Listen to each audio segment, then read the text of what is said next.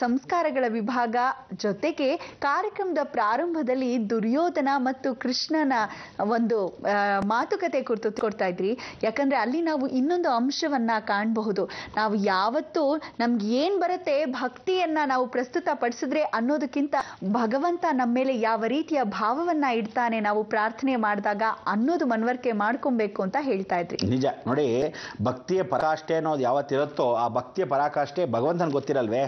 ಹುಲ್ಲು ಹುಟ್ಟಿಸಿದವನು ಹುಲ್ ಮೇಯಿಸದೇ ಇರ್ತಾನೆ, ಅವನಿಗೆ ಗೊತ್ತು ಯಾವಾಗ ಯಾವ ಸಮಯಕ್ಕೆ ಯಾರಿಗೇನು ಉಪ ಆಗಬೇಕು ಅಂತ. ಅದಕ್ಕೆ ದುರ್ಯೋಧನ ಫಸ್ಟ್ ಕೊಟ್ಟ ಪ್ರಿಫರೆನ್ಸು.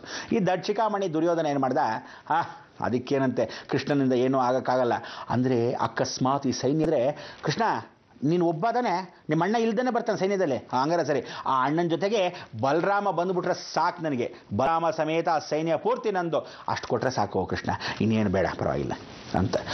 ನೀನು ಯಾತಕ್ಕೆ ಸುಮ್ಮನೆ ಅಂತ ಇವನು ಕೃಷ್ಣನ ಇಟ್ಕೊಂಡು ಅರ್ಜುನ ಅಂತಾನೆ ಮಾಡಬಲ್ಲ ಅನ್ಕೊತಾನೆ. ಆಗ ಅರ್ಜುನ ನನಗೆ ಪಾಲಕ್ಕೆ ಬಂದಿದ್ದೆ ಪಂಚಾಮೃತ, ಪರಮಾತ್ಮ ನನಗೆ ಬೇಕಾಗಿದ್ದೇ ಇದು, ವೈದ್ಯ ಹೇಳಿದ್ದು ಅದೇ, ರೋಗಿ ಬಯಸಿದ್ದು ಹಾಗೆ ನೀನೇ ಪರಮಾತ್ಮ ನನಗೆ ಸಿಕ್ಕಿದ ಮೇಲೆ ಸಾಕು ಅಂತ. ಆಗ ಯತ್ರ ಯೋಗೀಶ್ವರ ಕೃಷ್ಣೇತ್ರೋತ್ಪಾರ್ಥೋ ಧನುರ್ಧರ ತತ್ರ ಶ್ರೀ ವಿಜಯೋರ್ಭೂತಿಧ್ರುವ ನೀತಿರ್ಮಥಿರ್ಮಮ ಅಂತ ಕೃಷ್ಣ ಪರಮಾತ್ಮ ಹೇಳ್ತಾನೆ. ಆಗ ಯತ್ರ ಯೋಗೀಶ್ವರ, ಸರ್ವದಾ ನಿನ್ನ ಕತೆ ನಾನು ಇದ್ದೇ ಇರ್ತೀನಿ, ನಾನು ಯಾವತ್ತೂ ನಿನ್ನ ಜೊತೆ ಇರ್ತೀನಿ, ಯೋಚನೆ ಮಾಡಬೇಡ ಅಂಥೇಳಿ ಆ ಒಳಗಡೆ ಇರ್ತಕ್ಕಂಥ ಅಂತ ನಗು, ಆ ಭಕ್ತಿಯ ಪರಾಕಾಷ್ಠೆ ಇರ್ತಕ್ಕಂಥ ಅರ್ಜುನನಿಗೆ ಕೊಟ್ಟ. ಇಂಥ ಒಂದು ಅರ್ಜುನನಿಗೂ ದುರಹಂಕಾರ ಒಂದೊಂದು ಸಮಯ ಬರುತ್ತೆ. ಯಾಕೆ ಹೇಳಿದೆ ಈ ವಿಚಾರ ಅಂದರೆ, ಕೃಷ್ಣ ಪರಮಾತ್ಮನ ಕತೆ, ನಾವು ಬಯಸಿದ್ದು ಭಗವಂತನ ಹತ್ರ ಅವನು ಕೊಡಲ್ವಂತೆ, ನಮಗೆ ಪ್ರಾಪ್ತಿ ಏನಿದೆಯೋ ಅದನ್ನು ಮಾತ್ರ ಲಭ್ಯ ಅಂತ. ಅದಕ್ಕೆ ಹೇಳೋದು, ನೀವು ಎಲ್ಲವನ್ನೂ ಅಪೇಕ್ಷೆ ಇಟ್ಕೊಂಡು ಕೇಳಬೇಡಿ ದೇವ್ರ ಹತ್ರ. ಏನು ಅಪೇಕ್ಷೆ ಇಟ್ಕೊಂಡು ಕೇಳ್ತೀರೋ ಅದು ನಿಮ್ಮದಾಗಲ್ಲ. ಯಾವತ್ತು ತಿಳ್ಕೊಳ್ಳಿ, ಭಗವಂತ ನಿನಗೆ ಗೊತ್ತು ನನಗೆ ಏನು ಕೊಡಬೇಕು ಅಂತ, ಆದರೆ ನಾನು ಈ ಕಷ್ಟ ಸಮಯದಲ್ಲಿ ಕೇಳ್ತಾ ಇದ್ದೀನಿ, ಆ ಕೊಡ್ತಕ್ಕಂಥದ್ದು ಇದೆಯೋ ಇಲ್ವೋ ಅನ್ನೋ ಅನುಗ್ರಹ ನಿಂದಿರಲಿಪ್ಪ. ಕಷ್ಟದಲ್ಲೂ ಕಷ್ಟ ಕೊಡು, ಬೇಡ ಅಂದಿಲ್ಲ, ಆದರೆ ಆ ಕಷ್ಟವನ್ನು ತಡ್ಕೊಳ್ಳೋ ಶಕ್ತಿ ಕೊಡಪ್ಪ. ನನಗೆ ಕೊಡ್ತಾ ಇರತಕ್ಕಂಥದ್ದು ಏನಿದೆಯೋ ಸ್ವಲ್ಪನೋ ಜಾಸ್ತಿನೋ ಶೀಘ್ರದಲ್ಲಿ ಕೊಡಪ್ಪ ಅಂದರೆ ಆ ರೀತಿ ಅವನ ಮೇಲೆ ಹಾಕ್ಬಿಟ್ರೆ ಅವನು ಸರ್ವದಾ ಯಾವತ್ತೂ ನಿಮಗೆ ಕೇಳಿದ್ದೆಲ್ಲ ಕೊಡ್ತಾನೆ. ಇವತ್ತು ಆ ಶನಿವಾರ ಕರ್ಮದೇವತೆ ವಿಚಾರ. ಕರ್ಮಾತ್ಮ ಯಾರು ಅಂದರೆ ಸಾಕ್ಷಾತ್ ಶನೇಶ್ವರ. ಈ ಶನೇಶ್ವರ ಕರ್ಮವನ್ನು ಕಳ್ಕೊಳ್ಳೋ ಪ್ರತಿಯೊಬ್ಬ ಮನುಷ್ಯನಿಗೂ ಜೀವನದಲ್ಲಿ ಕೃಷ್ಣ ಪರಮಾತ್ಮನ ಯಾಕೆ ಕಲಿಯುಗ ನೆನೆಸ್ಕೊಳ್ಳಿ ಜಾಸ್ತಿ ಅಂದರೆ, ಕೃಷ್ಣ ಕೃಷ್ಣ ಅಂದರೆ ಕಷ್ಟ ದೂರ ಅಂತೆ. ಅದಕ್ಕೆ ಯಾವತ್ತೂ ಕೃಷ್ಣನ ಯಾಕೆ ನೆನೆಸ್ಕೊಳ್ಬೇಕು ಅಂದರೆ, ಕಲಿಯುಗದಲ್ಲಿ ಕೃಷ್ಣ ಪರಮಾತ್ಮ ಮತ್ತೆ ವಾಪಸ್ ತಳಿತಾನೆ, ಅದು ನಿಜವಾದ ಸಾಕ್ಷಿ ರೂಪ.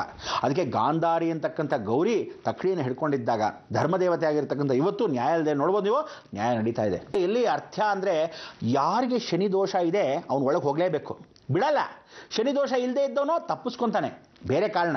ಆದರೆ ಅವಕಾಶ ಯಾರಿಗೆ, ಶನಿ ಕರ್ಮಾಧಿಪತಿ ಇಲ್ಲ, ಇವನು ಒಳಗೆ ಹೋಗಲೇಬೇಕಾ ಅಂತ ಹಣೆಯಲ್ಲಿ ಬರೆದು ಬಿಟ್ಟಿರ್ತಾನೆ. ಅದಕ್ಕೆ ಹೇಳೋದು, ಈ ಶಾಸ್ತ್ರ ಏನು ಹೇಳುತ್ತೆ, ಇವತ್ತಿಗೂ ನಾನು ಹೇಳ್ತಾ ಇದ್ದೀನಿ ಕೇಳಿ ವೀಕ್ಷಕರೇ, ಈ ಜ್ಯೋತಿಷ್ಯ ಶಾಸ್ತ್ರ ಇದೆಲ್ಲ ಏನು ಅಂದರೆ ಪಕ್ಕದಲ್ಲಿರತಕ್ಕಂಥ ಒಂದು ಟಾನಿಕ್. ಆ ಟಾನಿಕ್ ನೀವು ಉಪಯೋಗಿಸ್ಕೋಬೋದಾ ಬೇಡವಾ ಅಂತ. ಸಕ್ಕರೆ ಎಲ್ರಿಗೂ ಇಷ್ಟ, ಆದರೆ ಸಕ್ಕರೆ ಕಾಯಿಲೆ ಅವರಿಗೆ ವಿಷ, ಬೇರೆಯವ್ರಿಗೆ ಇಷ್ಟವಾದ್ದು. ಈ ಟಿಕ್ 20 ಅನ್ನೋದು ಪಕ್ಕದಲ್ಲಿ ಮನೇಲಿ ಇರಬೇಕು, ನಿಜ.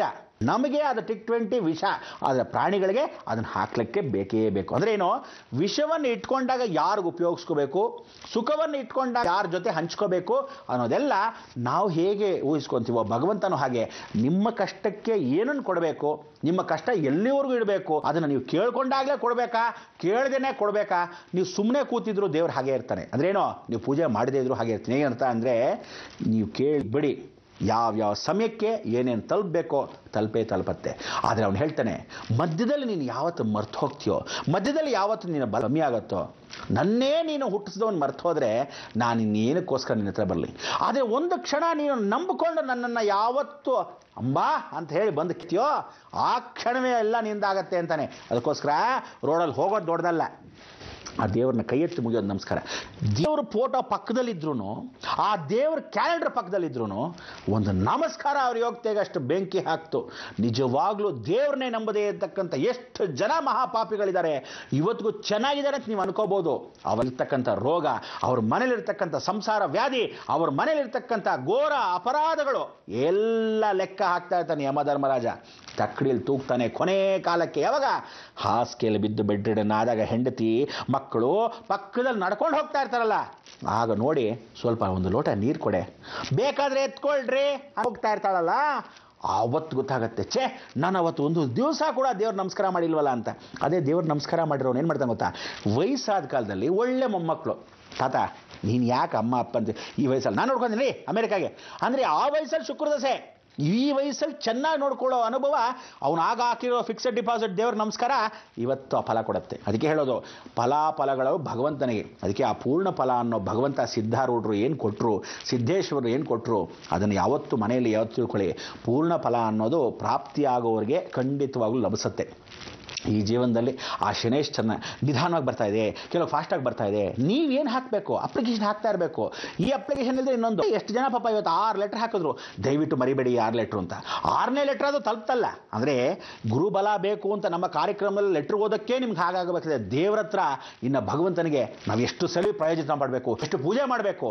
ಸಣ್ಣ ಪುಟ್ಟ ಒಂದು ನಮಸ್ಕಾರ ಹಾಕ್ಬಿಟ್ಟು ಇನ್ನೂ ಬಂದಿಲ್ವಲ್ಲ ಅಂದರೆ ಕೃಷ್ಣ ಅರ್ಜುನನಿಗೆ ಹೋಲ್ದ ಹಾಗೆ ನಾವು ಇವತ್ತಿನ ದಿವಸ ನಾಳೆ ವಿಚಾರನೂ ತಿಳ್ಕೋಬೇಕು. ಏನು ಗೊತ್ತಾ, ಸಾಕ್ಷಾತ್ ಭಗವಂತನ ಸಾಕಷ್ಟು ಜನ ಪೂಜೆ ಮಾಡ್ತಾರೆ. ಎಲ್ಲರೂ ಪೂಜೆ ಮಾಡ್ತಾ ಇರೋ ಪಕ್ಕದಲ್ಲೇ ಭಗವಂತ ಒಲಿತಾನೆ? ಒಲಿಯಲ್ಲ. ಹೊರ ನಿಂತ್ಕೊಂಡು ಕೃಷ್ಣ ತೆರೆಯೋ ಬಾಗಿಲನು ಅಂತಾನೆ. ಯಾರೋ ಗೊತ್ತಾಯ್ತಾ? ಕನಕದಾಸರು. ಇವತ್ತಿನ ದಿವಸ ನಾವು ಯಾಕೆ ಸ್ಮರಣೆ ಮಾಡಬೇಕು ಅಂದರೆ ನಾಳೆ ನಮ್ಗೆ ರಜಾ. ಆ ರಜದಲ್ಲಿ ನಿಮಗೇನು ಹೇಳಕ್ಕೆ ಹೋಗೋಕ್ಕಾಗಲ್ಲ. ಆ ರಜದಲ್ಲಿ ನೀವು ಅಟ್ಲೀಸ್ಟ್ ಆ ಕನಕದಾಸನ್ನ ಸ್ಮರಣೆ ಮಾಡ್ಕೊಳ್ಳಿ. ನೋಡಿ, ಕೃಷ್ಣ ಅವನು ಕೂಡ ಒಲ್ದ. ಅದಕ್ಕೆ ಹೇಳೋದು ಭಕ್ತನಿಗೆ ಯಾವತ್ತಿದ್ರೂ ನಾಳೆ ಕನಕದಾಸನ ಜಯಂತಿ ಮರಿಬೇಡಿ. ನೀವು ನಾಳೆ ದಿವಸ ಏನು ಮಾಡಿ, ಕನಕನ ಥರ ಇವತ್ತು ಕಿಟಕಿ ತೆಗೆಯಪ್ಪ ಅನ್ಬೇಡ. ಅದ್ರಿಗೆ ಅಲ್ವ ಅಂತ ಏನು ಹೇಳ್ತಾನೆ ಇಂಗ್ಲೀಷಲ್ಲಿ, ಇವತ್ತಿನ ದಿವಸ ಏನ್ all doors R close, one window will be open. ಅದೇ ಜೀವನದಲ್ಲಿ ಕನಕನ ಕಿಂಡಿ ಅನ್ನೋದು ಒಂದು ಮಾದರಿ ನಿಮಗೆ. ಪ್ರತಿಯೊಬ್ಬರಿಗೂ ಆ ಕಿಟಕಿಯನ್ನು ತೆಗೆದುಕೊಟ್ನಲ್ಲ, ಹಾಗೆ ನಿಮ್ಮ ಜೀವನದಲ್ಲಿ ಎಲ್ಲ ಮುಚ್ಚೋದ್ರು ಬಾಗಲ. ಭಗವಂತ ಅಂದರೆ ಏನು ಮಾಡ್ತಾನೆ ಗೊತ್ತಾ? ಅಟ್ಲೀಸ್ಟ್ ಒಂದು ಕಡೆ ಉಸಿರಾಡಕ್ಕೆ ದ್ವಾರವಂತನಂತೆ. ನಿಮ್ಮ ಜೀವನದಲ್ಲಿ ಆ ಕಷ್ಟಗಳಿಗೆ ದೂರ ಅಪಾರವಾಗಿರ್ತಕ್ಕಂಥ ಕೀರ್ತಿನ ನಂಬಿಕೊಂಡಿರ್ತಕ್ಕಂಥ ಎಲ್ರಿಗೂ ಆ ದ್ವಾರವನ್ನು ತೆಗೀಲಿ. ಭಗವಂತನ ದರ್ಶನ ನಿಮಗೆ ಯಾವತ್ತೂ ಆಗ್ತಾ ಇರಲಿ ಅಂತ ಹೇಳ್ತಾ ಇವತ್ತಿನ ಮಂಗಳವನ್ನು ಹಾಡೋಣ. ಹೇಳಿ ನೋಡೋಣ. ಲೋಕ ಸಮಸ್ತ ಸುಖಿನೋ ಭವಂತು, ಸನ್ಮಂಗಳಾನಿ ಭವಂತು.